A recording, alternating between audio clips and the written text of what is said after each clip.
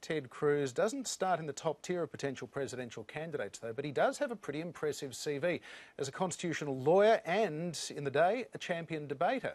Joining us to talk about Ted Cruz's prospects, Tom Switzer from the United States Studies Centre at the University of Sydney and Radio National's Between the Lines program. Tom, welcome back to the drum. G'day, John. Great to be with you.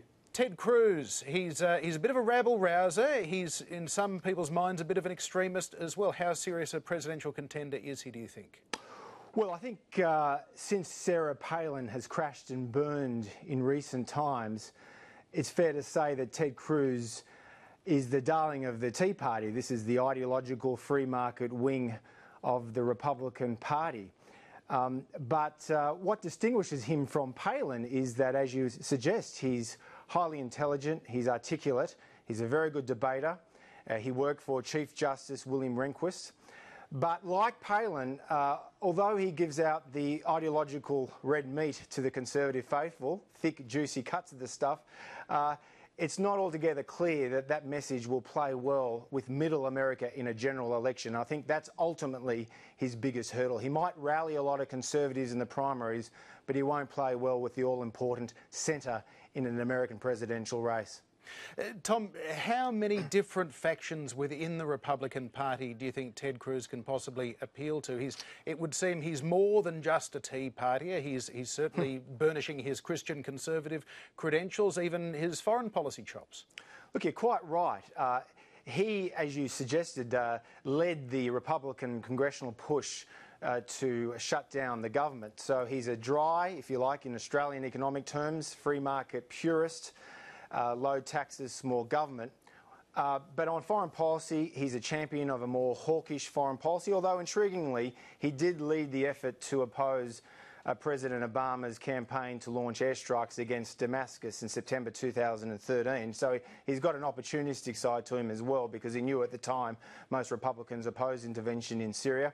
And of course, as you say, to win the Republican nomination, certainly in years gone by, a candidate needs to appeal to the evangelical vote, and Cruz is doing just that. So I think you're quite right to harp on those three schools of thought, those three wings of the Republican Party, the hawkish foreign policy element, the Christian social evangelical element, and of course the free market small government element as well. And he ticks all those boxes, but of course he needs to win over a lot of business donors to raise money, and it's not altogether clear, given the inevitable entry of other more mainstream business savvy candidates, that he can win over a lot of the big bucks.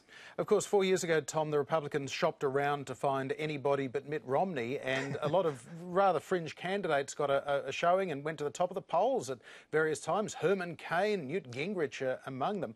Could we see a Ted Cruz moment? Could he be the anti-Jeb Bush, as they were looking for an anti-Romney before? At this stage, it's not clear, because there are so many potential candidates who will be running in those primaries in early 2016. But yes, I think you're quite right. I wouldn't rule out his prospects to win somewhere like Iowa or New Hampshire and cause grief to a more middle-of-the-road candidate. I mean, you have to remember the Republican Party in recent times, particularly in the Obama era, the centre of political gravity has moved well to the right. Very polarising environment.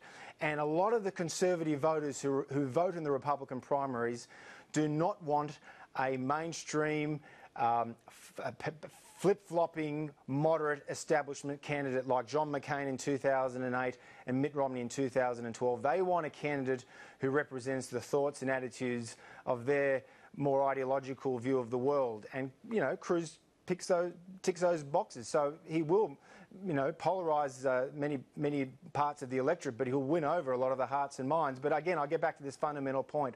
I'm not sure the evidence is clear that he can win over mainstream voters and certainly his own party's establishment.